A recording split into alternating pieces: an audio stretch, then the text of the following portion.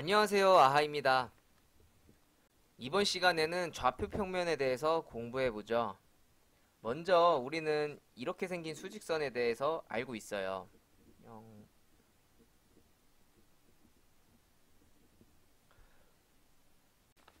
여기에 이렇게 수직으로 직선을 하나 더 만들면 우리는 이렇게 생긴 평면을 보고 좌표 평면이라고 부르고 있어요.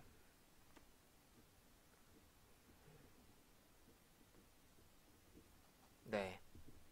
이 좌표 평면의 가로선을 X축, 그리고 세로선을 Y축이라고 부릅니다. 그리고 이 위에 만약에 A라는 점을 나타내게 되면 이 점이 놓인 곳을 좌표라고 부르고요. 그러면 이 좌표가 위치한 곳을 숫자로 나타내 줄 수가 있는데 X축부터 각 축에 수선을 내릴 거예요. 수선을 내린다는 거는 이렇게 직각으로 내렸을 때 이렇게 수선을 내렸을 때 만나는 점이 나타내는 수를 X축부터 써줘 볼게요. X축은 1, 그리고 Y축으로 수선을 내리면 여기도 역시나 1. 이런 식으로 순서대로 수를 써주면 이거를 순서쌍이라고 부르고 이 1,1 순서쌍은 점 A의 좌표라고 하고 기호로는 이런 식으로 써주면 됩니다. 이때 이 첫 번째 1은 A의 X좌표, 그리고 두 번째 1은 A의 Y좌표라고 합니다. 어렵지 않죠? 이번에는 사분면을 알아볼 텐데요. 4개의 부분으로 좌표 평면을 나눠서 사분면이라고 부르고 있고요. 그 각 부분을 숫자로 표현을 하는데 이 오른쪽 위에 부분, 즉 X랑 Y가 모두 양수인 곳을 1사분면이라고 하고 여기서부터 시계 반대 방향으로 1, 2, 3, 4분면이라고 부릅니다. 이 면을 나누는 게 나중에 큰 의미가 있고 중요한 거는 아니지만 누군가 이 용어를 만들었고 쓰고 있기 때문에 일단 저도 알려드리는 거고요. 다시 본론으로 들어가서 간단히 여기 A, B 이런 좌표가 만약에 이사분면에 존재한다라고 하면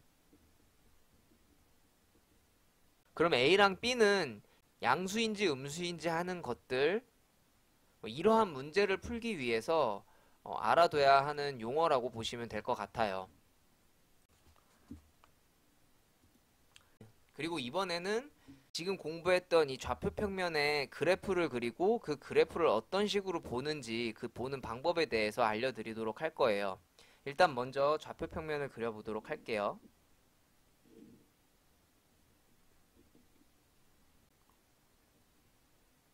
이 좌표 평면을 보면 이 두 개의 축이 있기 때문에 두 개의 수로 나타낼 수가 있어요. 만약에 여기에 점이 있고 이 점이 1,1 이렇게 나타낼 수가 있게 되는 건데 이 점 같은 경우에는 고정된 점이죠. 이 X좌표와 Y좌표 1,1이라는 이 두 수가 딱 고정이 되어 있기 때문에 고정된 이 점으로 나타낼 수가 있는데 이 두 수가 딱 고정되어 있는 게 아니라 여러 가지로 변할 수 있다고 하면 그 수를 변수라고 해요. 일상생활에서 우리가 그 사람이 변수야 라는 말 들어보셨나요? 예를 들면 투표를 해서 반장을 뽑는데 반장 후보가 이제 딱 반반으로 나눠지고 중립인 친구들이 누구를 뽑느냐에 따라서 반장이 결정된다라고 한다면 그 중립인 친구들을 우리는 변수라고 부르곤 해요. 이처럼 여러 가지로 변하는 값을 표현할 때 변수라고 부릅니다.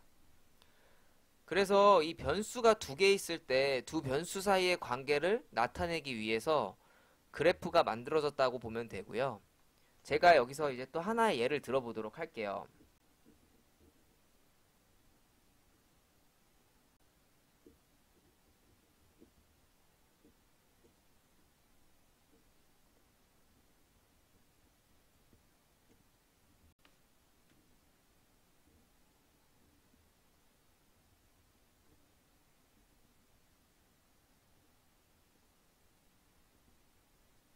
네, 이 그래프는 어떤 A라는 친구가 학교에서 집까지 걸어갔을 때 시간과 거리에 관한 그래프를 제가 그렸고요.